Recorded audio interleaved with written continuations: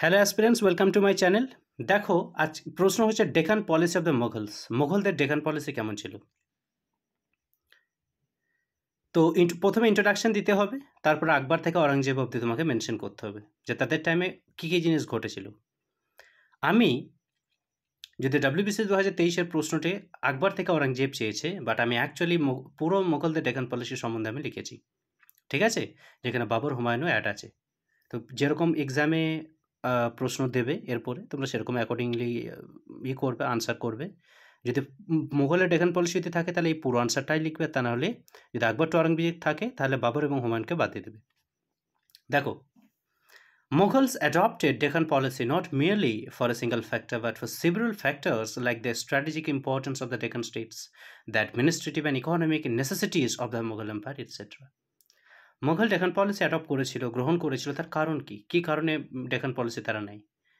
এটা শুধু একটা কোনো কারণ নয়, অনেকগুলো কারণ রয়েছে। একটা হচ্ছে ডেকানের স্ট্র্যাটেজিক ইম্পর্টেন্স, এর লোকেশন।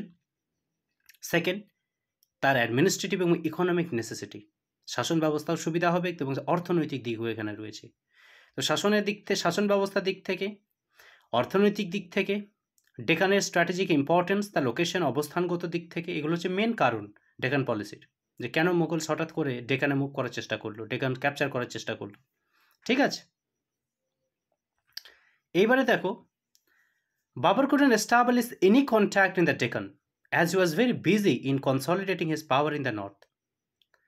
বাবর কোনো ধরনেরই যোগাযোগ ডেকানে কিন্তু এস্টাবলিশ করতে পারে না। তার কারণ এটা, it was just a beginning of the Mughals. মোগলের এটা শুধুমাত্র শুরু ছিল।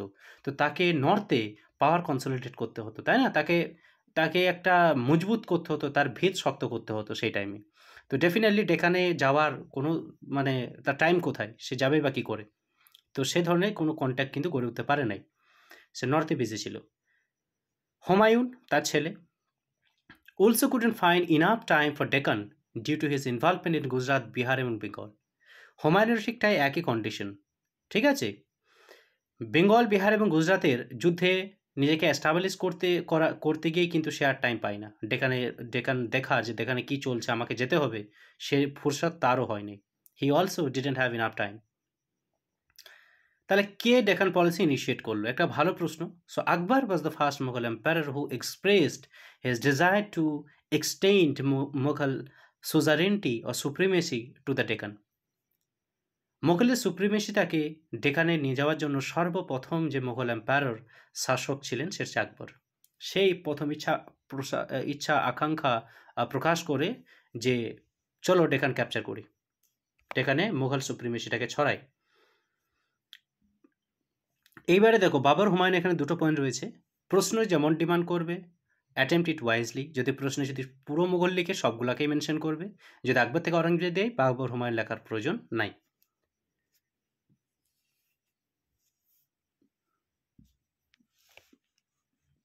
Babur. When Babur invaded India, there were 6 Muslim states: Khandesh, Golconda, Bera, Rahmannagar, Bijapur, Bidar, and one Hindu state, Vijayanagar in the south. যখন বাবর যখন ভারত প্রবেশ করে, ইনভেট করেছিল, ঢুকেছিল বা অ্যাটাক করেছিল, যা বলবে, 6টা মুসলিম স্টেট আর একটা হিন্দু স্টেট ছিল। 6টা মুসলিম স্টেট কী কী দেখো ডেকানে: খানদেশ, গলকন্ডা, বেরা, রহমাননগর, বিজাপুর, বিদার। একটা হিন্দু স্টেট আছে বিজয়নগর সাউথে। বাবরের মতে বিজয়নগর স্টেট হচ্ছে সব থেকে পাওয়ারফুল তাদের মধ্যে। এবং শুধু তাই নয়, কৃষ্ণদেবা রায়ের কথা তিনি মেনশন করছেন এবং বলছেন যে তুলুবা ডাইনাস্টির, বিজয়নগরে যে তুলুবা ডাইনাস্টি আছে, গ্রেটেস্ট মনার্চ হচ্ছে Krishnadeva Raya. As you know, Vijayanagara consist of, বা Vijayanagara is ruled by 4 dynasties: Sangama, Saluva, Tuluva and আরাবিডু।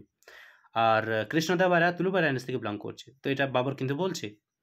হাইএভার Babur couldn't pay any attention towards the south. Babur কিন্তু সাউথের দিকে কোনো অ্যাটেনশন দেয়নি। Humayun, during his reign 1530-40, Muhammad Shah, ruler of Khandesh, supported Bahadur Shah of Gujarat against Mewar and fought against Humayun at Mandsaur এবং Mandu. After Gujarat victory, Humayun attacked Khandesh. Muhammad Shah begged pardon and Humayun granted it. That's why Humayun never paid heed to Deccan. হুমায়ুনের টাইমে Mohammad Shah খানদেশের ruler ছিল, সে কিন্তু গুজরাতের বাহাদুর শাহকে support করেছিল মেওয়ারের এগেনস্টে লড়ার জন্য। শুধু তাই নয়, হুমায়ুনের এগেনস্টেও লড়ে, মনসোর এবং মন্দু, এই দুটো জায়গায়। গুজরাট ভিক্টরির পরে হুমায়ুন খানদেশ অ্যাটাক করে। ঠিক আছে, মোহাম্মদ শাহ ক্ষমা চায় এবং হুমায়ুন ক্ষমা দিয়েও দেয়, ক্ষমা করে দেয়। এরপরে কিন্তু হুমায়ুন আর নতুন করে ডেকানের দিকে কোনো অ্যাটেনশন দেয় না। Next, it was the beginning of the Mughal rule in India, and the Afghans were challenging the authority of the Mughals in North India. It kept both Babur and Humayun busy in the north. তো এই মুঘলের just beginning এটা, ঠিক আছে। So এই টাইমেই আফগান কিন্তু বিরাট বড় একটা চ্যালেঞ্জ মুঘলের কাছে পুরো উত্তর ভারতে। এটা হুমায়ুন এবং বাবর দুজনকে বিজি রাখে নর্থে। এর ফলে ডেকানের দিকে তারা আসবে কখন, তাই না? They have to be free first. এবার আমরা মেন ইসে আসি, the demand of the question আকবরে।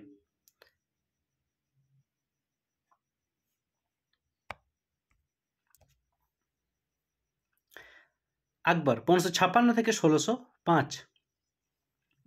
After the victory over northwestern frontier, Akbar wanted to conquest Deccan and southern states. There was no unity in the southern state. They were busy fighting among themselves. Though Vijayanagar hindered them from fighting, but after his downfall in the battles of Talaikota in 1565, the Muslim chieftains or kings used their entire energies and resources in mutual warfare. North western অর্থাৎ উত্তর পশ্চিম সীমান্ত জয় করার পরে আকবর Deccan conquest করতে চেয়েছিল এবং তার সাথে সাদার্ন স্টেটগুলোকেও। সাদার্ন স্টেটে সেই টাইমে কোনো ইউনিটি ছিল না, নিজেদের মধ্যে কোনো একতা ছিল না, তারা নিজেদের সাথে লড়াই করতেই ব্যস্ত, অফকোর্স ফর পলিটিক্যাল সুপ্রিমেসি, তাই না? যদিও বিজয়নগর তাদের এই নিজেদের মধ্যে যদি ফাইট না করে চেষ্টা করেছিল, কিন্তু এদের ডাউনফলের পরেই তোমরা জানবে তালাইকোটা যে যুদ্ধ হয় 1565-তে, এখানে বিজয়নগর হারে, ঠিক আছে, এগেনস্ট দ্য ডেকান স্টেটস। তোমরা জানবে 5জন লড়েছিল এদের এগেনস্টে। সো এবং বিজয়নগর ডাউনফলের সাথে সাথে এরা আবার নিজেদের মধ্যে লড়াই শুরু করে। শুধু তাই নয়, নিজেদের যত এনার্জি আছে এবং তার সাথে রিসোর্স সম্পদ সব মিউচুয়াল ওয়ারফেয়ারে লাগায় নিজেদের মধ্যে। মিউচুয়াল ওয়ারফেয়ার তোমরা জানবে একে অপরের সাথে মারপিট, যুদ্ধ, এর ফলে কিন্তু নষ্ট করে তাদের সম্পত্তিগুলোকে, হ্যাঁ, এন্টায়ার এনার্জিটাকে। Akbar wanted to conquest Deccan for the following reasons. কিছু কারণের জন্য আকবর ডেকান কনকোয়ার করতে চেয়েছিল। দেখবো আমরা কারণ কি। নাম্বার হচ্ছে territorial expansion. He wanted to extend Mughal supremacy to all over India. তার প্রথম যে আকাঙ্ক্ষা সেটা হচ্ছে মুঘল সুপ্রিমেসিটাকে, মুঘলদের যেই সুপ্রিমেসি, হ্যাঁ, সেটাকে সারা ভারতে কী করে ছড়ানো যায়। সেকেন্ড হচ্ছে communal tension in the south. Akbar was dissatisfied with the constant religious strife in the Deccan, therefore wished to establish holy kull. এটা হচ্ছে সেকেন্ড কারণ। সাউথে সাম্প্রদায়িক সমস্যা কিন্তু চলছে। আকবর কিন্তু দারুণভাবে ডিসস্যাটিসফাইড ছিল, মোটেও খুশি ছিল না এইটাতে। সে চেয়েছিল যে টেরিটোরিয়াল এক্সপেনশনের সাথে সাথে আফটার ক্যাপচারিং ডেকান, সে সোলি কুল, তার অ্যাজ ইউ নো একটা সোলি কুল রিলিজিয়ন, যেটা হচ্ছে অ্যাসিমিলেশন অফ অল রিলিজিয়ন, সমস্ত ধর্মের ভালো দিকগুলো নিয়ে সোলি কুল সে শুরু করেছিল। এটা তারই বানানো একটা রিলিজিয়ন। তো সে চেয়েছিল এটাকে ডেকানে কী করে এস্টাবলিশ করা যায়, to curve the communal stripes amongst, ঠিক নিজেদের মধ্যে যেই অশান্তি সেটাকে কী করে কমানো যেতে পারে। Portuguese. Akbar was not happy due to growing power of the Portuguese on the Indian sea coast. ভারতীয় সমুদ্রতটে পর্তুগিজদের যে গ্রোয়িং পাওয়ার, যে বৃদ্ধি ক্ষমতার যে বৃদ্ধি, এটা কিন্তু আকবর মোটেও খুশি ছিল না। শুধু তাই না, মুঘল এম্পায়ারের জন্য এটা একটা মিনেন্স, এটা একটা threat. Apart from this, they were harassing the Hajj pilgrims bound for Mecca. যারা মক্কার জন্য যাচ্ছিল হজ যাত্রী, এদেরকেও কিন্তু হ্যারাস করতো, লুটপাট করতো, হ্যাঁ, চুরি করতো, মারধর করতো। Akbar wanted to break Portuguese growing power and it could be done only by conquering the Deccan. আকবর চেয়েছিল পর্তুগিজদের এই যে গ্রোয়িং পাওয়ার, এই যে ক্ষমতা, যে বৃদ্ধি ক্ষমতাটাকে, এটাকে কি করে ভাঙা যায়, এবং এটা সম্ভব শুধুমাত্র ডেকান কনকোয়ার করে। ডেকান না জয় করে, দাক্ষিণাত্য না জয় করে এগুলো হবে না। In 1591 C, Akbar dispatched from Lahore 4 diplomatic missions to Khandesh, Ahmednagar, Bijapur and Golconda and asked them to accept Mughal supremacy. Lahore থেকে 4টে ডিপ্লোম্যাটিক মিশন 1591 আকবর পাঠায় খানদেশ, আহমেদনগর, বিজাপুর, গোলকোন্ডাতে, এবং এদেরকে বলা হয় যে মুঘল সুপ্রিমেসি যেন অ্যাকসেপ্ট করে। No state accepted the treaty except Khandesh, and that too after the capture of its fort of Asirgarh. কোনো স্টেটই মোগল সুপ্রিমেসি অ্যাকসেপ্ট করে না, একমাত্র খানদেশ। খানদেশ করেছিল আবার কখন? যখন তার আসিরগড় ফোর্ট যখন মোগলের হাতে যায় ক্যাপচারের পরে। মোগল ক্যাপচার করে ফেলে আসিরগড় এবং তারপরে খানদেশ অ্যাকসেপ্ট করে ট্রিটিটাকে। আহমেদনগর ওয়াজ অ্যাটাকড ইন 1593। আহমেদনগর 1593 অ্যাটাক করা হয়, যেখানে চাঁদ বিবি ব্রেভলি ডিফেন্ড করে নিজের স্টেটকে মোগলের এগেনস্টে। ঠিক আছে। Hence under Akbar the Deccan states forming a part of the Mughal territories were Khandesh, some areas of Ahmednagar, and important forts of Daulatabad, Ahmednagar, Asirgarh and Burhanpur. Akbar মুঘলের ব্যানারে, মুঘল এম্পায়ার আকবরের ব্যানারে বা আকবরের আন্ডারে এই কটা জায়গায় ক্যাপচার করেছিল। খানদেশ, আহমেদনগরে কিছু জায়গা, ইম্পর্টেন্ট ফোর্স রয়েছে, কেলা রয়েছে, যেমন Daulatabad, Ahmednagar, Asirgarh and Burhanpur.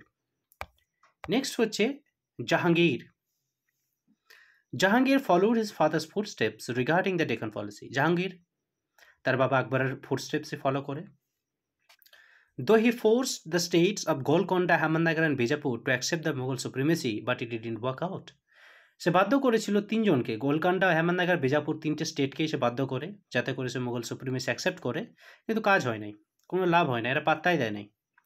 The reason behind Jahangir's failure was the Malik Ambar, ওয়াজির অফ আহমেদনগর। দেখো এর মেন কারণ, জাহাঙ্গীরের ব্যর্থতার মেন কারণ হচ্ছে আহমেদনগরের যে ওয়াজির মালিক আম্বার। ওয়াজির মানে সোজা বাংলায় বলি প্রাইম মিনিস্টার, প্রধানমন্ত্রী।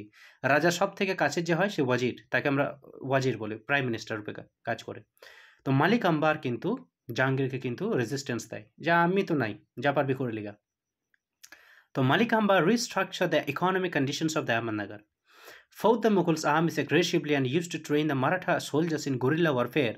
Due to this, he could recover the fort of Ahmednagar and some territories back from the Mughals. এই যে মালিক আম্বার, এই যে মানুষটা লেজেন্ড, ইকোনমিক কন্ডিশন আহমেদনগরের যে অর্থনৈতিক অবস্থা সেটাকে পুনরায় গঠন করে, ব্যবস্থা ভালো করে, ফাইন্যান্সটাকে ইমপ্রুভ করে, তার সাথে মুঘল আর্মির এগেনস্টে দারুণভাবে যুদ্ধ করে। এবং মালিক আম্বার আরও একটা কোয়ালিটি, তিনি মারাঠা সোলজারদেরকে ট্রেন করতো, গুরিলা ওয়ারফেয়ার ট্যাকটিক্স শেখাতো। তো ডেফিনেটলি বোঝাই গেছে master is always a master. তো মালিক আম্বার এই জন্যই হয়তো মুঘলকে হারিয়েছিল, যে খুব মানে ব্রিলিয়েন্ট কমান্ডার ছিল, ধরতে গেলে খুব ভালো ওয়ারিয়ার ছিল। ডিউ টু দিস, এবং শুধু তাই এই কারণেই সে কিন্তু অনেকটা আহমেদনগরের ফোর্টকে সে রিকভার করতে পারে, এবং মুঘল থেকেও অনেক টেরিটরি যেটা হয়তো নিয়ে নিয়েছিল সেই সব জায়গাগুলোকে ফেরত পায়। তো Malik amber played an important role in order to defend the Ahmednagar from the invasions of the Mughals, তাই না? দারুণ একটা ইম্পর্টেন্ট রোল প্লে করছে মালিক আম্বার। ওয়াজির জানবে হয়তো, ওয়াজির কিন্তু খুব ইম্পর্টেন্ট পোস্ট, হ্যাঁ, বিশাল গুরুত্বপূর্ণ পোস্ট। সুলতানের পরে বা রাজার পরে যদি কেউ হয় সেটা হচ্ছে ওয়াজির, দ্য প্রাইম মিনিস্টার রূপে যে রোল প্লে করে তাকে ওয়াজির বলা হয়। Shahjahan. In 1617, Prince Khurram marched ahead in Ahmednagar, forcing the state to sign a treaty and surrender the Ahmednagar fort and the Balaghat territory. Jahangir gave him the title of Shah Jahan after this incident. দেখো জাহাঙ্গীরের পর কে আসবে? তার ছেলে Prince Khurram, Shahjahan. 1617 কথা। আহমেদনগরের দিকে কিন্তু move করে, মার্চ শুরু করে, যাত্রা শুরু করে, যে যা হোক বাবা পারে না, এবার আমি তো কিছু না কিছু করেই ছাড়বো। ভালো জিনিস, এবং করেওছে, সে সারেন্ডার করায় আহমেদনগরকে, ঠিক আছে, বালাঘাট টেরিটরি নিয়ে নেয়। তো জাহাঙ্গীর এই জন্যই শাহজাহানকে টাইটেল দিয়েছিল, প্রিন্স খুররাম তখন জাহাঙ্গীর টাইটেল দিয়েছিল শাহজাহান এই ইনসিডেন্টের পরে। However, Ahmednagar was still not ready to accept the supremacy of the Mughal. এত কিছু হওয়ার পরেও কিন্তু আহমেদনগর কিন্তু মুঘল সুপ্রিমেসি অ্যাকসেপ্ট করতে কিন্তু রাজি হয় নাই, যে মুঘলের সুপ্রিমেসি, মুঘলকে কেন আমরা মালিক বলে মানব, এই ধরনের মানসিকতা ছিল। And began the classes afresh, এবং কিন্তু ক্লাসটাকে অ্যাফ্রেশ কথার মানে হচ্ছে ওয়ান সেকেন্ড, আবার পুনরায় কি হলো, ক্লাস শুরু হয়ে গেল, এদের মধ্যে বিতর্ক আবার শুরু হয়ে যায়। They were suppress yet again along with Golconda and Bijapur. Shahjahan কিন্তু তিনজনাকে, আহমেদনগর, গোলকোন্ডা, বিজাপুর, তিনজনকে সাপ্রেস করে। Aurangzeb.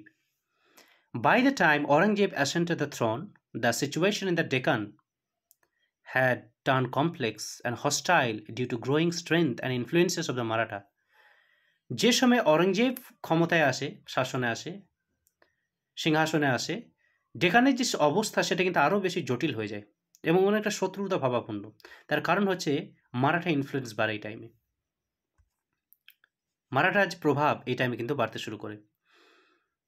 Aurangzeb's Deccan policy aimed to extend Mughal control over the Deccan Sultanates, particularly Bijapur and Golconda, and bring them direct Mughal rule. Aurangzeb saw the Deccan as a crucial region both politically and economically. অরঙ্গজেবের যে Deccan policy M ছিল, অরঙ্গজেবের কী উদ্দেশ্য ছিল? মোগল এক্সটেন্ডটাকে বাড়ানো, কন্ট্রোলটাকে বাড়ানো, আরও বেশি extend করা ডেকান সুলতানেতগুলোতে, এবং বিশেষ করে পার্টিকুলারলি বিজাপুর এবং গোলকোন্ডা, এই দুটো বেশি যে দুটোকে ক্যাপচার তো করবোই। অরঙ্গজেব ডেকানটাকে কী হিসেবে দেখেছিল? এটাকে ক্রুশিয়াল রিজন হিসেবে সে দেখেছিল, পলিটিক্যালি রাজনৈতিকভাবে এবং ইকোনমিক্যালি অর্থনৈতিকভাবে। তো এই দুটো মেন হচ্ছে কারণ অরঙ্গজেব হঠাৎ করে ডেকান কেন আসবে। ইকোনমিক্যালি প্রসপারাস আছে এবং পলিটিক্যালি ভালো দিক, রাজনৈতিকভাবেও ভালো জায়গা বটে Deccan. Annexation of Bijapur and Golconda. He launched military campaigns and besieged these sultanates for several years. Military campaign launch করে এবং সুলতানদেরকে বিসিজ করে আটকায়। ইভেন্চুয়ালি 1686 হি সাকসেসফুলি ক্যাপচার বিজাপুর। 1686-তে সে বিজাপুর ক্যাপচার করে এবং ঠিক পরের বছর 87-তে গোলকোন্ডা ক্যাপচার করে এবং এটাকে মুঘল রুলের আন্ডারে নিয়ে আসে। जहाँ तक Maratha resistance কথা, under leaders like Shivaji and later his son Sambhaji, the Maratha resisted Aurangzeb's expansionist plans and forced him to divert significant resources to counter their activity. Maratha নেতাদের মধ্যে শিবাজি এবং তার ছেলেরা সম্ভাজি মারাঠাকে এরা কিন্তু রেজিস্ট করে অরঙ্গজেবের এক্সপ্যানশনিস্ট প্ল্যানটাকে। অরঙ্গজেব যে চেয়েছিল অতটাও ইজি করতে দেয়নি, এবং শুধু তাই নয়, এটার জন্য অনেক খরচা অরঙ্গজেবকে করতে হয়েছিল। যদিও এটা ঠিক, মারাঠাকে ক্যাপচার তারা করেছিল ডেকানকে, কিন্তু অল্প সময়ের জন্যই। ঠিক আছে, 1707-এ তোমরা জানবে অরঙ্গজেব মারা যায়, এবং তার আগে থেকেই কিন্তু মারাঠা ক্ষমতা বাড়তে শুরু করে। এবং আর একটা কারণ, মারাঠা হাত থেকে যাওয়া, অরঙ্গজেব মৃত্যুর পরে মারাঠা বা ডেকান স্টেট কেন হাত থেকে চলে যায়, তার মেন কারণ হচ্ছে লেটার মোগলের যে শাসকরা আছে, ফারুক শেয়ার, তারপরে বাহাদুর শাহ, এরা অতটাও কম্পিটেন্ট ছিল না। তো স্বাভাবিকভাবে ইনকম্পিটেন্ট রুলাররা শাসন করতে পারবে না। তো যাই হোক, এটা হচ্ছে মেন কারণ। তো কিন্তু মারাঠা শুরুর দিকে রেজিস্ট্যান্স প্রোভাইড করে এবং এটার জন্য অনেকটাই খরচা করতে হয় অরঙ্গজেবকে। How did the Mughal Deccan policy? হ্যাঁ, আরেকটা কথা হয়তো অনেকে জানবে না, শিবাজি পাস্ট অ্যাওয়ে ইন 1680, 1680-তে শিবাজি মারা যায় এবং 1674-তে সে নিজেকে ছত্রপতি শিবাজি টাইটেল দেয় মহারাজা রূপে, যে আমি এখানকার রাজা। কিন্তু একটা কথা হয়তো তোমরা জানবে না, 1680-র আগে অবধি অরঙ্গজেব নর্থ থেকে সাউথে আসাই নাই। তাহলে সেই টাইমে কে? রাজা জয় সিং। তোমরা জানবে হয়তো রাজা জয় সিংকে, যে ব্যাটেল অফ পুরন্দরে 65-তে, হ্যাঁ 1665-র আশপাশ যখন ব্যাটেল অফ পুরন্দর হয়, তো মারাঠাকে হারায় এবং মারাঠা কাছ থেকে অনেক ফোর্ট মানে কিল্লা, দুর্গ বলা যেতে পারে, শিবাজিকে দিয়ে দিতে হয়। এবং শুধু তাই নয়, অরঙ্গজেবের বর্ষতাও স্বীকার করতে হয় যে ঠিক আছে আমি মানব। যদিও শিবাজি বারবারই করে, শিবাজি করে বর্ষতা স্বীকারও করে নেয় এবং তার কিছুদিনের পরে উল্লঙ্ঘনও করে, এরকম একটা ব্যাপার তার। যাই হোক, তো 1680 অব্দি Aurangzeb never came to Deccan. সে নিজে পার্সোনালি কখনো আসে নাই। 1680-র পরে শিবাজি যখন মারা যায়, তারপরে অরঙ্গজেব ডেকানে আসে। ঠিক আছে, তাই ইনফরমেশনটা জেনে রাখলে যে 1680 যত হোয়েন শিবাজি ওয়াজ অ্যালাইভ, সেই টাইমে যে কমান্ডার ছিল অর্থাৎ রাজা জয় সিং, আরও ইম্পর্টেন্ট কিছু কমান্ডার আছে অরঙ্গজেবের, তারাই ডেকানে করছিল, লড়ছিল ওটা হয়ে। বাট সুলতান পার্সোনালি কখনো আসে নাই, 1680-র পর আসে। তো এটা হচ্ছে কারণ। দেখে নেব, how did the Mughal Deccan policy contribute to the weakening of the Mughal empire. আমরা এখন অব্দি আলোচনা করলাম 20 নম্বরের আনসার, যে মুঘল ডেকান পলিসি আকবর টু অরঙ্গজেব কেমন ছিল। এরপরে যে প্রশ্ন সেটা হচ্ছে, এই যে মুঘল ডেকান পলিসি মুঘল এম্পায়ারকে কতখানি দুর্বল বানায়। Akbar initiated the Deccan policy and it got its success under Alamgir Aurangzeb. Shortcomings in the Deccan policies led to the weakening of the Mughal Empire following. দেখো, এটা ঠিক ডেকান পলিসি আকবর ইনিশিয়েট করেছিল, শুরু করেছিল, কিন্তু এর সাকসেস কিন্তু আলমগীর অরঙ্গজেব পায়। যদি এটা অল্প দিনের জন্য ছিল, কিন্তু ছিল, অরঙ্গজেবের টাইমে সাকসেস ছিল অনেকটাই, সে প্রায় অলমোস্ট সব ক্যাপচার করে নিয়েছিল। তো শর্টকামিংস ডেকান পলিসি যেগুলো মুঘলকে দুর্বল বানায়, নাম্বার ওয়ান হচ্ছে disintegration of the Mughal empire. Mughal disintegrate করতে শুরু করে, অর্থাৎ ভাঙতে শুরু হয়। The Deccan policy of the Mughals reach its highest success or আওরঙ্গজেবের টাইম, একদমই ঠিক। However this success prove to be temporary, এই যে সাকসেসটা এটা কিন্তু অস্থায়ী ছিল। সবগুলো ক্যাপচার করেছিল, পুরো ডেকান, অর্থাৎ ভারতের কোনো প্রান্ত বাদ ছিল না, মোগলের আন্ডারে ছিল না, মোগল সবটাকে ক্যাপচার করে, কিন্তু টেম্পোরারি ছিল বিশেষ করে ডেকান পার্টটা। তার কারণ মারাঠা আরও একবার rose against him and challenge his Deccan policy. Maratha কিছু সময় পরেই, অর্থাৎ তুমি বলতে পারো যে 1685-এর আশপাশ আর একটু পরে আবার পুনরায় কিন্তু মাথা তুলে দাঁড়ায়। The failure of the Deccan policy of Aurangzeb led to the disintegration of the Mughal empire. এবং ধীরে ধীরে, এবং শুধু তাই নয়, অরঙ্গজেব প্রায় শেষের দিকে সেই টাইমে, সেও 1700 সাথে মারা যায়, তার অনেক বয়স সেই টাইমে। তো তার মানে এন্ডিং লাইফের এসব জিনিস ঘটতে শুরু করে, এবং তার মৃত্যু ঘটে, এবং তার মৃত্যুর পরে তোমরা জানবে দুর্বল শাসকরা আসে। দুর্বল শাসকরা কী করে নেবে, আবার যে যেমনকার সে সেরকম তার পুনরায় ফর্মে চলে আসে। এবং তোমরা জানবে 1707-এর পরেই তোমরা নোটিস করবে মারাঠার আবার পুনরায় মানে খুব স্পিডে রাইজ করে, এবং মারাঠার অ্যাকচুয়াল টেরিটোরিয়াল এক্সপ্যানশন সেই টাইম থেকে শুরু হয়। তার টাইমে মারাঠা এম্পায়ার তারপর থেকে শুরু হবে। যাই হোক, চলে আসি extensive territories of the Mughal empire. After conquering Deccan and the south, the Mughal empire became so extensive that Aurangzeb could hardly administer it from one place, gradually he started losing. এবং শুধু তাই নয়, he was quite old at that time, বয়সও তার মেলা সেই টাইমে। দেখো, ডেকান কনকর পরে পুরো সাউথ কনকর করে, দুটো ডেকান এবং সাউথ জেতার পরেও কিন্তু মোগল এম্পায়ার এতটা এক্সটেন্সিভ হয়, এত বৃহত্তর হয়, যে এক জায়গা থেকে অরঙ্গজেব এটাকে অ্যাডমিনিস্টার করতে পারতো না, অসম্ভব ছিল। এবং ধীরে ধীরে এটাই হলো, লুজ করতে শুরু করলো। vulnerable conditions in northern India. In his ambition to conquest south and keep it under his direct control, Aurangzeb neglected the northern India, which was the source of strength of his empire. South ক্যাপচারের বা ডেকান ক্যাপচারের তাগিদে, অ্যাম্বিশনে, ঠিক আছে, অরঙ্গজেব কিন্তু পুরো north ইন্ডিয়াটাকে neglect করে দেয়, ignore করতে শুরু করে, যেটা কিন্তু তার এম্পায়ারের স্ট্রেংথের মেন সোর্স। যত স্ট্রেংথ পাওয়া সে তো নর্থ থেকে আসবে, কিন্তু নর্থটাকে ইগনোর করে দিয়েছে। Aurangzeb and his best officers were busy in the wars of the Deccan. Aurangzeb এবং ওর যে বেস্ট অফিসার তারা প্রত্যেকে এবারে ডেকানে ব্যস্ত। এর ফলে কী হলো, ইনেপ্ট অফিসার্স, অর্থাৎ ইনএফিশিয়েন্ট অফিসার, এরা নর্থ ইনচার্জ ছিল। এইভাবে মুঘল কিন্তু নর্দার্ন ইন্ডিয়া লুজ করতে শুরু করে। ইনেপ্ট রুলাররা কী করবে? আর অরঙ্গজেবেরও সেই টাইমের শেষের দিকে, অর্থাৎ 1707 তোমরা যে অরঙ্গজেবের তার টম্ব আছে, সেখানে সে মারা যায়, অর্থাৎ মহারাষ্ট্র ডেকানেই সে মারা যায়। এবং শেষ দিকে 1680-এর পরে সে ডেকানেই চলে আসে, এবং 80 থেকে 1707 27 বছর সে ডেকানেই কাটে, এবং ডেকানে 1717-এ মারা যায়, 1727 মারা যায় ঔরঙ্গাবাদে। Is a financial burden. Aurangzeb invested huge money in the Deccan wars, which depleted the Mughal treasury. Aurangzeb invest করছে, তা অনেক বিশাল একটা মানি, অনেক টাকা কিন্তু ইনভেস্ট করেছিল ডেকানে, যেটা মুঘল ট্রেজারি, মুঘলের যেই ট্রেজারি, সেটা কিন্তু খালি হয়ে যায়। স্বাভাবিক ব্যাপার, যুদ্ধে খরচা তো হবেই।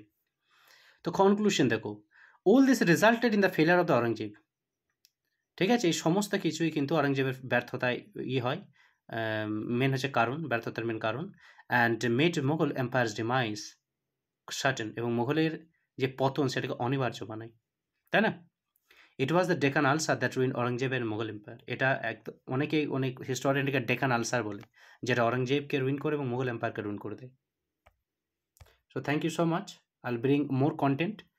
কেমন হয়েছে তোমরা কমেন্ট করো, জানাও, ঠিক আছে?